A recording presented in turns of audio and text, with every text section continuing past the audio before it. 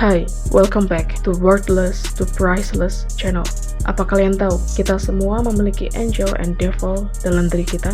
Angel and devil yang ada dalam diri kita itu adalah representatif dari sebuah energi, seperti yin dan yang, baik dan buruk, matahari dan bulan, siang dan malam, atau yang lagi tren sekarang adalah maskulin dan feminin.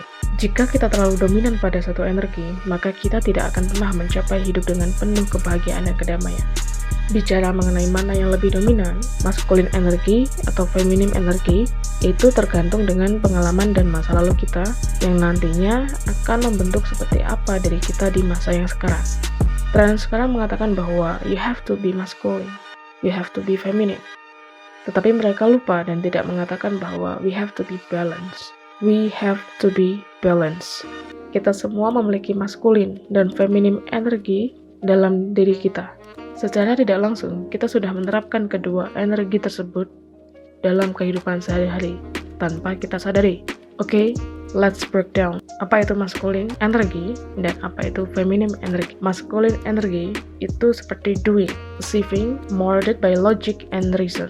Sedangkan feminim itu lebih kepada intuitive, oriented, receiving and allowing, dan being dan doing. Perumpamaannya seperti ini. Jika kita terlalu dominan memiliki energi malaikat atau angels terlalu baik, maka besar kemungkinan kita akan dimanfaatkan oleh orang lain. Juga sebaliknya, jika kita terlalu dominan memiliki energi evil, maka cinta dan kedamaian akan menjauh dari hidup kita. Ini bukan hanya sekedar gender, tetapi ini adalah energi. Lalu, apa yang harus kita lakukan supaya energi angel and devil atau yin and yang ada dalam diri kita itu bisa seimbang atau balance? Let's crack to the topic. Yang pertama, choose health food. Pilih makanan yang sehat. What do you consume is representative about what your behavior. Apa yang kamu konsumsi itu akan menentukan sifatmu, bahkan kesehatanmu. Lebih mengutamakan makan makanan yang original, dalam artian makanan tersebut tidak melalui banyak tahapan proses, seperti mengkonsumsi buah yang fresh dan daging-dagingan yang fresh tanpa melalui banyak sekali proses pengolahan. Daging yang dimasak dengan barbecue itu akan lebih sehat daripada daging yang telah dimasak dan melalui proses pengolahan sehingga menjadi sausage atau sosis. Buah itu akan lebih baik dikonsumsi pada waktu bentuknya masih buah, masih fresh, daripada buah yang telah melalui banyak proses pengolahan dan menjadi misalkan minum-minuman ataupun makanan.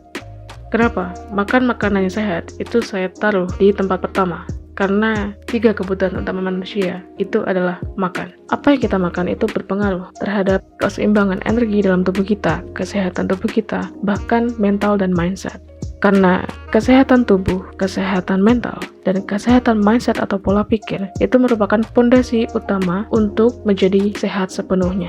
Yang kedua, exercise. Ya, berolahraga. Setelah kita mengkonsumsi makanan untuk menghasilkan energi dalam tubuh, maka kita harus juga mengeluarkan energi tersebut supaya tubuh kita balance. Berolahraga seperti yoga, walking atau jalan santai, dan swimming dapat membantu meregenerasi otak agar mampu lebih memiliki mindset yang positif dan sehat.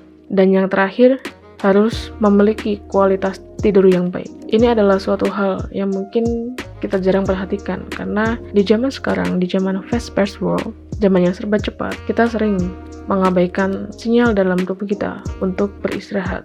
Kita harus melakukan berbagai macam aktivitas dalam satu hari, dan itu yang membuat kita lupa untuk memperhatikan kualitas istirahat ataupun tidur yang baik untuk diri kita. Kualitas tidur yang baik dan tenang akan menentukan baik dan buruknya mood atau perasaan yang kita dapatkan di keesokan harinya. Jika kita tidak mendapatkan kualitas istirahat ataupun tidur yang baik, maka kemungkinan besar di besok paginya kita akan mengalami mood yang kurang baik, misalkan uring-uringan ataupun memiliki pemikiran yang was-was. Jadi sangat penting untuk kita memperhatikan kualitas tidur ataupun istirahat yang baik untuk diri kita sendiri. Sebelum mengalami fase reborn menjadi diri kita yang baru dan berkesadaran, kita harus melalui masa gelap atau dark night of the soul.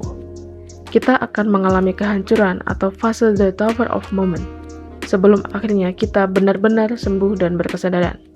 Ketika berada dalam fase kegelapan atau the dark night of the soul, kita mengalami krisis identitas, kebingungan, dan ketidakstabilan emosional, di mana kita merasa tidak terkoneksi sepenuhnya dengan kepercayaan dan takdir.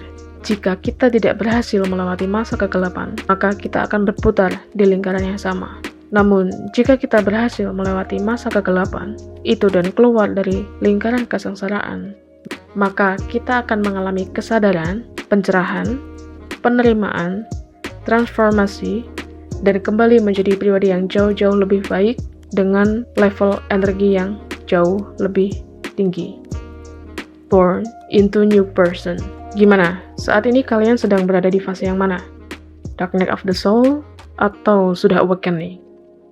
Kalian bisa share pengalaman kalian di fase-fase tersebut sehingga diharapkan bisa menjadi pengingat ataupun saran bagi orang-orang lain yang mungkin melihat video ini dan membutuhkan saran dari kalian. Jangan lupa untuk klik like and subscribe jika kalian suka dengan konten-konten yang ada di channel Worthless to Priceless. Thank you for your watching and see you on the next video. Be the unexpected winner.